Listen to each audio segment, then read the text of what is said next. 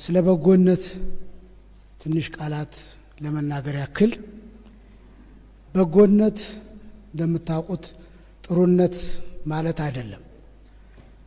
በጎነት ከጥሩነት ከፍ ያለ ጥሩነትም የበጎነት አነስተኛው ደረጃ ነው።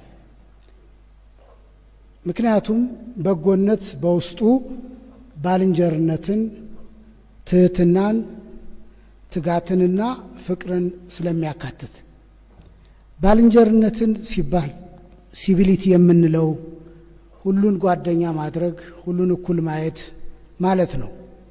እርግጥ ባልንጀርነት ሲባል በአእምሯችን ማን ነው ባልንጀራዬ የሚለው ይመጣል። እውቀታችን፣ የትምህርት ደረጃችን፣ ያሳለፍነው ዘመን፣ ያለንበት የመንግስት ኃላፊነት ወይም ያካበትነው ሀብት ባልንጀራችን በተሳሳተ መንገድ እንድንመርጥ ያደረገን ይሆናል። ግን በበጎነት ውስጥ ትህትና ስላለ ምርጫችን ባልንጀራነታችንን ያስተካክለዋል።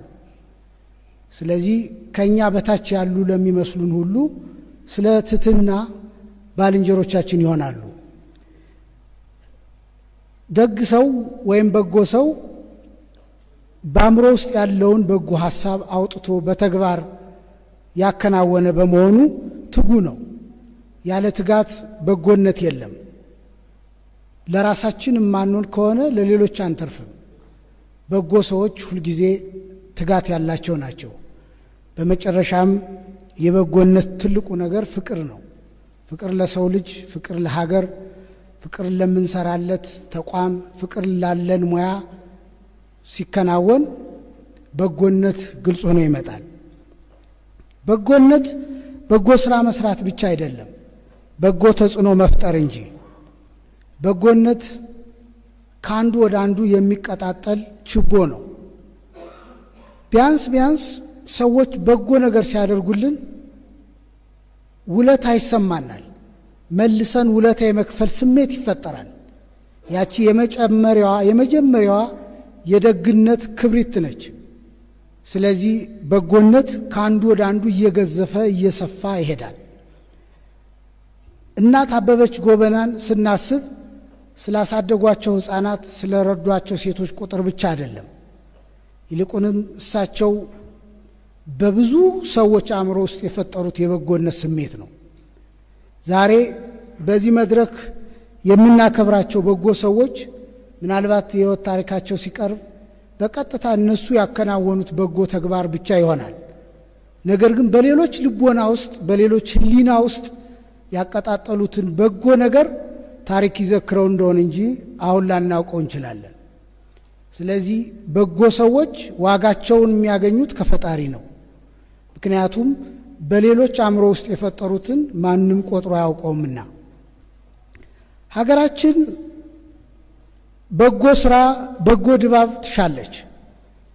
የክፎች ተግባርና የክፉ ስራቸው ውጤት ከመጠን በላይ ገዝፎ የሀገራችን ደመና አጥቁሮታል።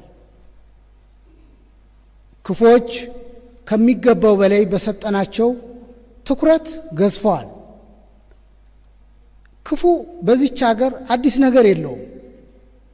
በክፉ ተግባርም የሚፈጠር አዲስ ነገር የለም። የሚደርስብን መከራ፣ ረሃብ፣ ርዛት፣ ቸነፈር፣ መፈናቀል የምናውቀውና የኖርነው ነው። በዚች ሀገር በክፉ ስራ አዲስ ነገር መምጣት አይችልም። ስለዚህም ተስፋችን በክፉ ተግባር አይጨናገፍም። ረሃብን ከኛ በላይ ማን ያውቀዋል? መፈናቀል ከኛ በላይ ማን ይረዳዋል? በመከራ ውስጥ የምንኖር ህዝቦች በመሆናችን መከራ አይፈታንም። ይልቁንም የክፎችን ተግባር ከማግነን የበጎ ሰዎችን ስራ በማግነን የጠቆረውን የኢትዮጵያ ሰማይ ማጽዳት ይኖርብናል። ክፎች አዲስ ነገር የላቸውም። ደጎች ግን አዲስ ነገር አላቸው። የኢትዮጵያ የወደፊት ተስፋ ዛሬ በምንዘክራቸውና ከነሱ ኋላ ባሉ በጎ ሰዎች የሚወሰን ይሆናል።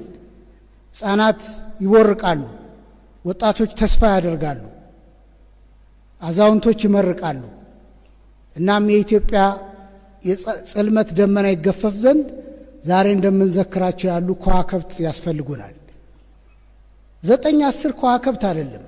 የኢትዮጵያ ሰማይ በጣም ሰፊ ነው፣ ብዙ ከዋክብትን ይሻል። ስለዚህም ዋናው ዓላማው የዚህ ጉባኤ እንደነዚህ ያሉ ሰማይን የሚያደምቁ የሚያፈኩ ከዋክብትን መፍጠር ነውና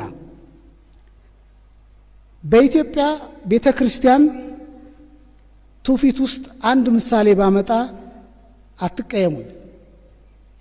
በጥንታዊት ኢትዮጵያ ቤተክርስቲያን ካሏት የመጻሕፍት ዘርፍ ገድለ ቅዱሳን የሚባለው ዋናው ነው። ይህ መጽሐፍ ሰዎች በሕይወት ዘመናቸው በፈጣሪ ፊት ታምነው ለምድሪቱና ለሰዎች ያደረጉት በጎ ተግባር የሚዘከርበት የሚጻፍበት መጽሐፍ ነው።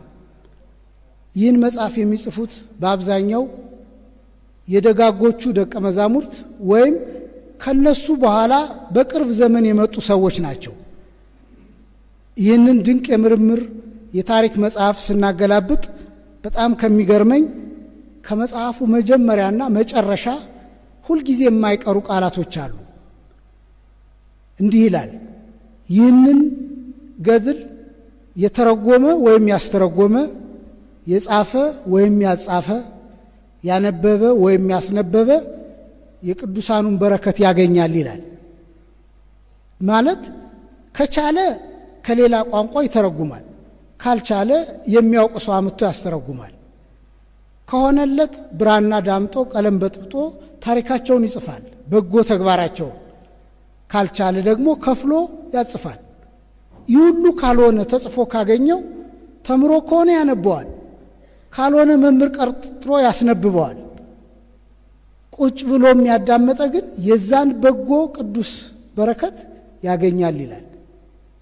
ኢትዮጵያ በብዙ በጎ ሰዎች የተሰራች ሀገር ናት። ነገር ግን የሚዘክሩም በጎዎቹን የሚያከብሩም እንደዚህ ትውፊት የተባረኩ ናቸው። ዛሬ በጎ ሰዎችን እዚህ ቁመን ስናመሰግን ከበጎ ተግባራቸው ዋጋ እናገኛለን። ቀምተን አይደለም፣ ከማያልቀው የፈጣሪ ጸጋ ለሁሉም ሞልቶ ከተረፈው እያንዳንዳችን ስለምናገኝ ነው። ስለዚህ እግዚአብሔር በዚች ቅድስት ሀገር በዘመናት መካከል በጎዎቹን አላሳጣንም። አሁንም ኢትዮጵያን ቅድስት ሀገር ብለው በየገዳማቱ በየቤተ መስጊዱ ስጋቸው ካጥንታቸው ጋር ተጣብቆ ደርቀው ስለ ሰላሟ ስለ ልማቷ የሚጸልዩ ብዙ በጎ ሰዎች ያሏት ሀገር ናት። ተስፋችን ጠንካራ ነው። ዛሬም አንጀታቸውን አስረው ወገን እንዳይራብ እነሱ እየተራቡ የአገር ጎተራ እንዳይጎድል በዝናብና በጭቃ የሚያርሱ በጎ ሚሊዮን አርሶ አደሮች ያሏት ሀገር ናት። ዛሬም በየተቋማቱ ፍትህ የሚሰጡ ለሕዝባቸው በችግር ቀን እንባ የሚያብሱ አገልጋዮች ጥቂትም ቢሆኑ ያሏት ሀገር ናት። ዛሬም ለሉዓላዊነቷ የሚሞቱላት በጎ ልጆች ያሏት ሀገር ናት።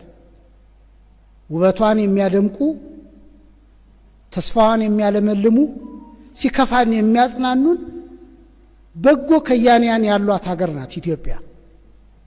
ዛሬም በዓለም አደባባይ በግፍ ስትወቀስ መብቷ ሲገፋ የሚቆሙላት ልጆች ያሏት ሀገር ናት ኢትዮጵያ።